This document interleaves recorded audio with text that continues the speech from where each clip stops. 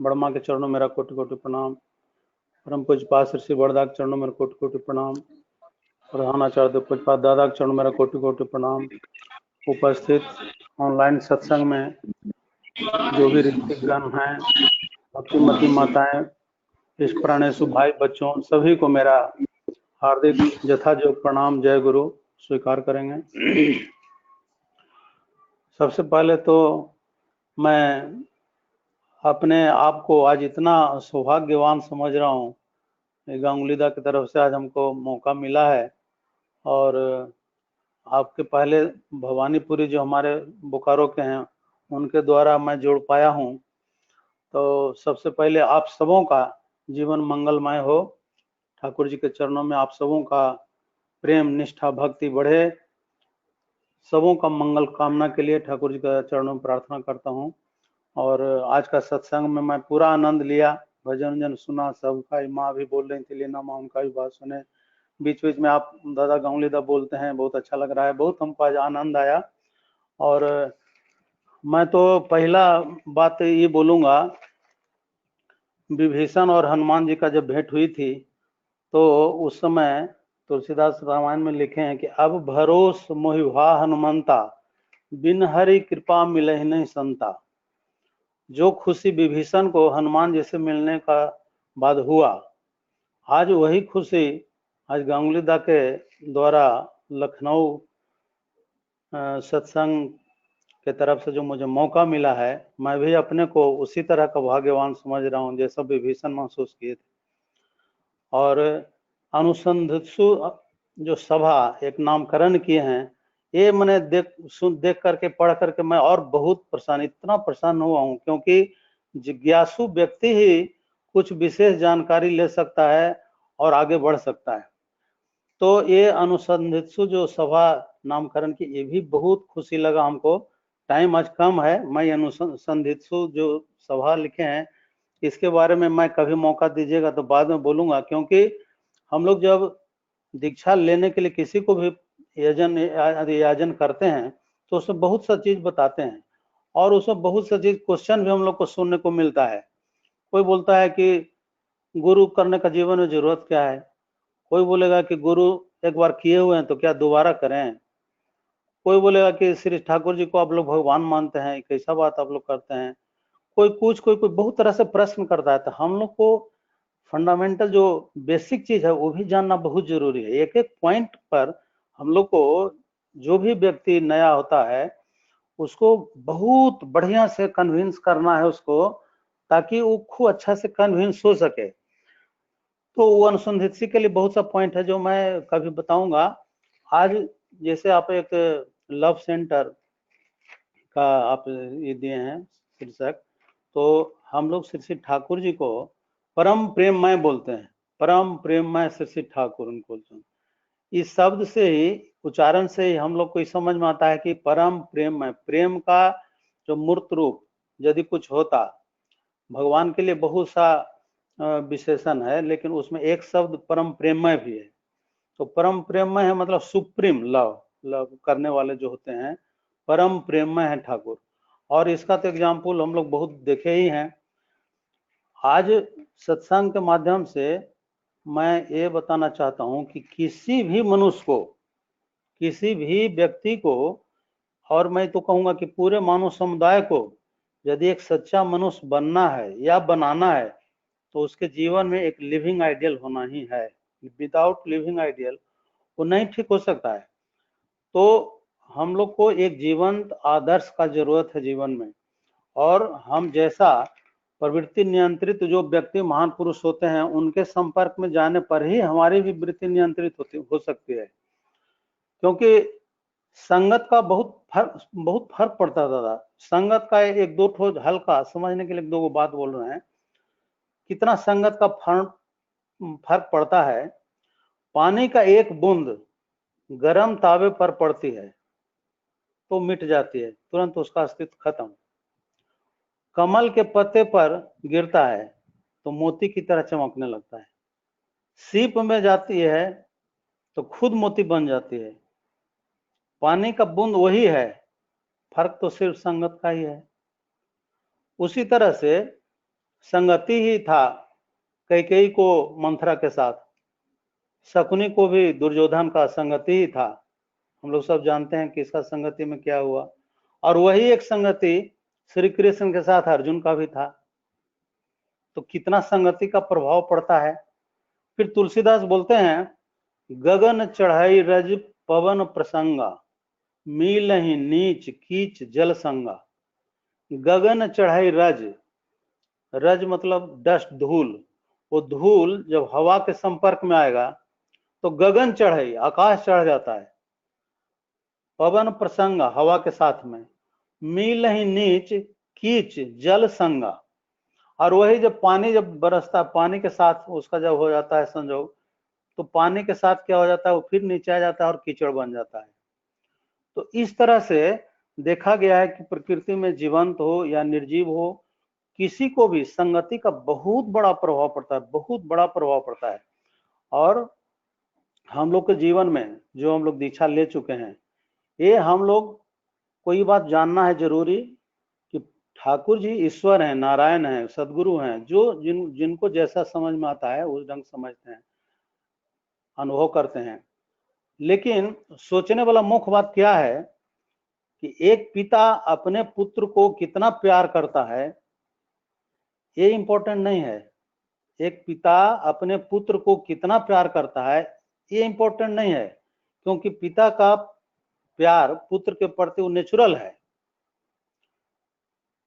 महत्व इस बात का है कि पुत्र पिता को कितना प्यार करता है।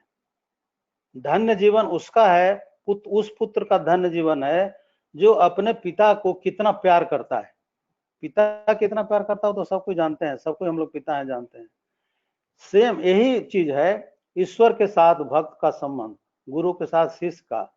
ठाकुर जी हम लोग को कितना प्यार करते हैं, इसका तो एग्जाम्पल सत्संग भरा हुआ है। एक से एक पतित, एक से एक, मतलब क्या बोला जाए, हर क्वालिटी के लोग ठाकुर जी के पास आए, और ठाकुर जी के पास आने के बाद वो मनुष्य बना।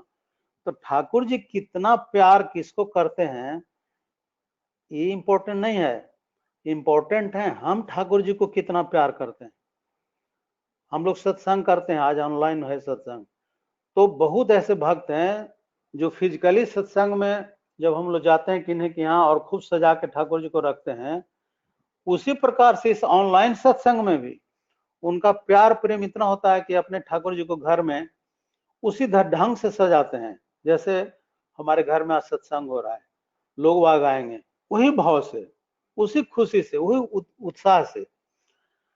तो हम लोग के जीवन में बहुत कुछ जानना है। ये प्रेम की बात कहते हैं, ठाकुर जी का एक छोटा सा घटना बताता हूँ, ठाकुर जी कैसा प्रेममय थे। आप लोग में से जो कुछ पुराने गुरु भाई होंगे उनको शायद याद है या नहीं याद होगा, नहीं याद होगा क्योंकि बहुत पुराना घटना हो गया। अभी जो मेमोरिया है, वो मेमोरिया के ठीक सामने वो जो बैठने का, ठाकुर जी वहाँ बैठते थे, तो जिस समय शुरू शुरू में ठाकुर जी आए थे, वहाँ उसके बगल में वो हम लोग लगता है कि जहाँ जय राधे राधे हारमोनियम लेके बैठते हैं और दादा बबाई दा या जो भी ठाकुर परिवार से जो वहाँ के बैठते हैं, उसी आसपास में एक बेल गाछ था। और ठाकुर जी शुरू शुरू आए थे तो वो जंगल टाइप का था एरिया, तो बहुत मेहनत करके वो सब जगह बनाया गया था। तो बेल गाछ में दादा ऐसा शिकायत ठाकुर जी को लोग कर दिया, ठाकुर जी व्यथित हो गए। ठाकुर जी को लोग क्या बोला, ठाकुर ये बेल गाछ जब पकता है और उसका फल जब गिरता है तो बच्चे जाते हैं लेने के लिए, खाने के लिए, लेकिन जब तोड़ता है उसको और खाने का कोशिश करता है तो बहुत तीता लगता है। फिर क्या हुआ, कुछ दिन के बाद तो बच्चे लोग बेल को ला करके फुटबॉल की तरह खेलना शुरू किया, पैर से मार के फुटबॉल की तरह खेलता था। तो फुटबॉल की तरह खेलने में पैर में चोट लगता है, तो बच्चा लोग फिर चोट लगने के डर से फिर फुटबॉल को खेलना बंद कर दिया। अब ऐसा स्थिति हो गया है कि बेल को कोई अब छूता ही नहीं है, पका हुआ बेल गिरा हुआ रहता है लेकिन कोई उसको उठाता नहीं है। ऐसा हो गया उस बेलगाछ का स्थिति। ठाकुर जी सुने, उनका चेहरा बदल गया। ठाकुर जी के साथ एक रहते थे बसावन सिंह, अभी धीरतिमान सिंह जो अंग्रेजी में पाठ करते हैं, उनका पिताजी का नाम बसावन सिंह, स्वर्गीय हैं। मेरा ऋतिक श्री बसावन दाई थे। तो बसावन दा का कुछ घटना ऐसा था जो कहीं किताब में हो सकता न मिले, लेकिन बसावन दा से बहुत सा बात कुछ सुना हुआ है, नन्नी दा से बात बहुत कुछ सुना हुआ है। हीरालाल चक्रवर्ती थे कलकत्ता से, उनका कुछ लोग पुराने लोगों से मैं सुना। तो एक घटना आपको जो बता रहा हूँ एकदम बिल्कुल सच्ची घटना है। बसावन दा ठाकुर जी के पास रहते थे, और मेरा फादर इन लॉ, मेरे ससुर जी अभी हैं, बसावन दा चले गए, मेरे ससुर जी भी हैं, भुवनेश्वर शर्मा नाम है, वो भी रहते थे। ठाकुर जी का एक तरफ बसावन दा सोते थे, दूसरा तरफ मेरे ससुर जी सोते थे। ठाकुर जी जय विजय बोलते थे। होली का समय आया, रंग अबीर लेकर ठाकुर जी को चढ़ाने के लिए लोग लाइन में लगे रहते थे। बसावन दा को लगा कि ऐसा न कि कोई आज होली है, उत्साह में आकर ठाकुर जी का शरीर पर कहीं अबीर न डाल दे, इसलिए ठाकुर जी के बिल्कुल सामने खड़े होकर के वो वॉच कर रहे थे कि सब सही ढंग से सब ठाकुर जी को अबीर चढ़ाता है कि नहीं। इसी बीच में क्या हुआ, एक बेल का वो फल गिरा, आवाज हुआ। ठाकुर जी बोले बसावन दा को, ए बसावन देखो, एक बेल का गाछ फल गिरा है, वो बेल का फल लेकर के आओ। बसावन दा चले गए, फल लेकर के आए। ठाकुर जी बोलते हैं कि बसावन तुम नाश्ता किया है? तो नहीं। तो इस बेल को खाओ। अब बेल खाना किसी के लिए भी, किसी के सामने थोड़ा मुश्किल होता है, लसादार होता है। एक तो वो प्रॉब्लम, दूसरा था कि वो बेल था बहुत तीता। बसावन दा को तो पता है कि बेल बहुत तीता है, और उसके बाद ठाकुर जी के सामने खाना है, कैसे खाया जाए इसको। बड़ी किस तरह से मैंने असमंजस में पड़ गए। सरोजनी माँ थी, वो गुड़गुड़ो हक्का हुक्का हुक्का बना के देती। सरोजनी माँ बोले, हे बसावन तुम देर क्यों कर रहा है? ठाकुर जी बोले हैं इसको खाओ, डांट के बोली। बसावन दा फोड़े, बेल फोड़े। बेल फोड़ने के बाद ठाकुर जी के सामने खाना शुरू किए। अब बसावन दा बोलते हैं कि वो बेल इतना मीठा हमको लगा, इतना मीठा लगा कि हम क्या बोले, बहुत हम अच्छा से संभल संभल के पूरा बेल खा गए। ठाकुर जी बोलते हैं कि रे बसावन, सब बोलता है कि ये बेल बहुत तीता है, कोई खाता नहीं है, बच्चा लोग फुटबॉल की तरह खेलता है, उसको पैर में चोट लगता है तो अब वो भी नहीं खेल रहा है, और तुम बोलते हो कि इतना मीठा है, सब बेल खा गया, क्या बात है? अब ठाकुर जी के सामने बसावन दा बोलता है कि ठाकुर हमको तो इतना मीठा लगा, इतना मीठा लगा कि हम क्या वर्णन करें, और भी बेल खाए हैं लेकिन इस बेल जैसा मिठास नहीं हमको आज तक मिला था। ठाकुर जी बोलते देखो कैसे लोग बेल का शिकायत करता है। अब क्या हुआ कि जब ये बात पता चला सत्संग में कि वो बेल का गाछ से जो फल पहले कोई पूछता नहीं था, सुबह ही उठ के लोग 3 बजे से 4 बजे से लोग जाता था कि वो तो ठाकुर जी का आशीर्वाद से मीठा हुआ है, फिर बेल का फल एक ठो लाया जाए। तो लोग सुबह जागते थे बेल को फल लाने के लिए।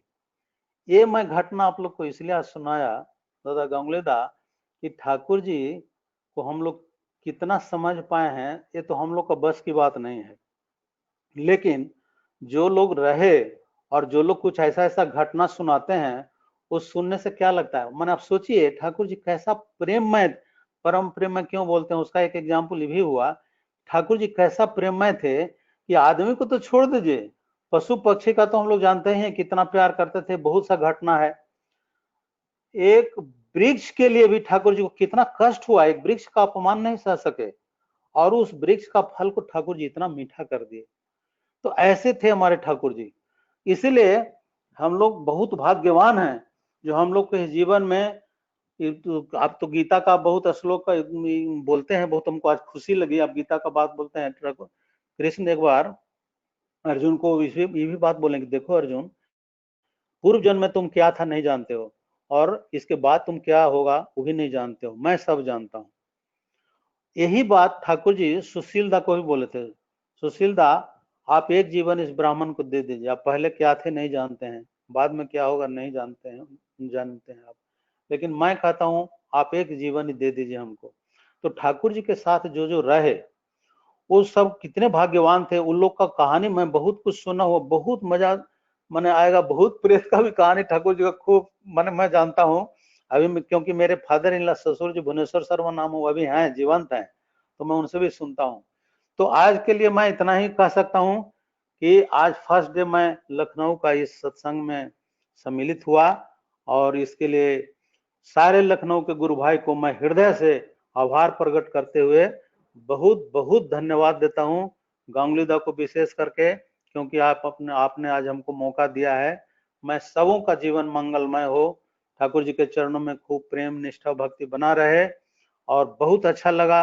कभी मौका लगे, मेरा बात कुछ अच्छा लगा होगा तो मेरा सौभाग्य, यदि कुछ अच्छा न लगा होगा तो कोई बात नहीं, अज्ञानता समझ के माफ कर देंगे। और मैं आप सबों का मंगल कामना करते हुए अपनी वक्तव्य को विराम देता हूँ। जय गुरु।